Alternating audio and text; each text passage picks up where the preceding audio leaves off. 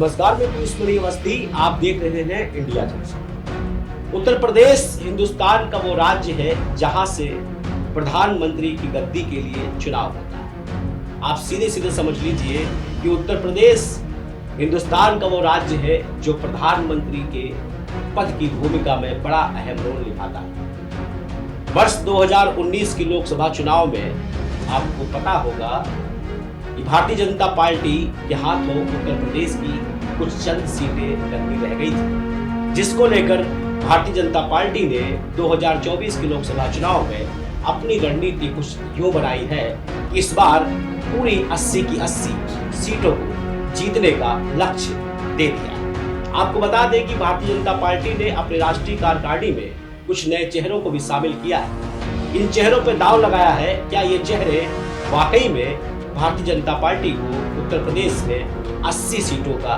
लक्ष्य तय कर पाने में सफल हो पाएगी? देखिए इस रिपोर्ट में। देश के सबसे बड़े सूबे उत्तर प्रदेश की 80 लोकसभा सीटों से दिल्ली की गद्दी पर कौन बैठेगा, ये तय होता है। इसीलिए भाजपा यूपी की सभी सीटों पर फोकस कर रही है। वहीं लोकसभा चुनाव 2019 में भाजपा के हाथ से खिसक गई 14 लोकसभा सीटों पर भी पार्टी की नजर है। आने वाले चुनाव में पार्टी इन सीटों पर भी भाजपा का परचम लहराना चाहती है। विपक्ष ने जहां लोकसभा चुनाव 2024 के लिए INDIA गठबंधन तैयार किया है, वहीं भाजपा भी पूरी ताकत के साथ तैयारी में जुट चुकी है। कानपुर बुंदेलखंड क्षेत्र के सांसदों के साथ होने वाली बैठक में भाजपा के राष्ट्रीय अध्यक्ष JP नड्डा और केंद्रीय मंत्री नितिन गडकरी भी मौजूद रहेंगे। अवध, काशी और गोरखपुर क्षेत्र के सांसदों की बैठक में केंद्रीय गृह मंत्री अमित शाह और रक्षा मंत्री राजनाथ सिंह भी मौजूद रहेंगे।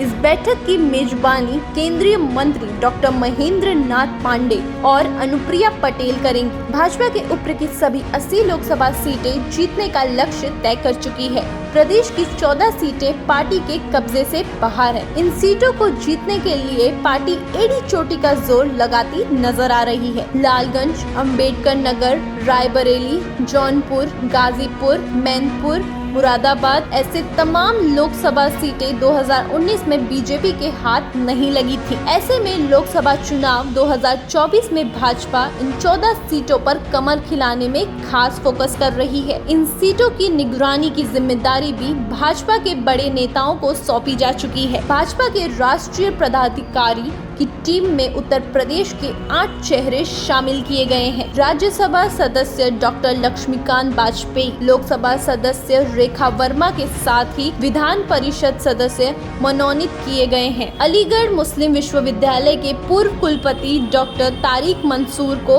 पार्टी का राष्ट्रीय उपाध्यक्ष बनाया गया है। राज्यसभा सदस्य अरुण सिंह व डॉक्टर राधा मोहन दास अग्रवाल को राष्ट्रीय महामंत्री और सुरेंद्र सिंह नागर को राष्ट्रीय सचिव नियुक्त किया गया है। रेखा वर्मा और अरुण सिंह की तरह राष्ट्रीय सह संगठन महामंत्री शिव प्रकाश और कोषाध्यक्ष राजेश अग्रवाल को भी नई टीम में ओहदा बरकरार रखा गया है। 80 लोकसभा सीटों वाले उत्तर प्रदेश के सबसे ज्यादा 8 शहरों को शामिल करके JP नड्डा ने भाजपा के मिशन 2024 में यहाँ के महत्व को रेखांकित कर दिया गया है। इन चेहरों की बदौलत भाजपा ने लोकसभा चुनाव में अपने लिए सर्वाधिक महत्वपूर्ण उत्तर प्रदेश में क्षेत्रीय और जातीय संतुलन को साधने की तो कोशिश की ही है, ये भी संकेत दिया है कि वो अपने समर्पित कार्यकर्ताओं के मान सम्मान का ध्यान रखती हैं। टीम नड्डा में शामिल किए गए प्रदेश के इन चेहरों में एक ब्राह्मण,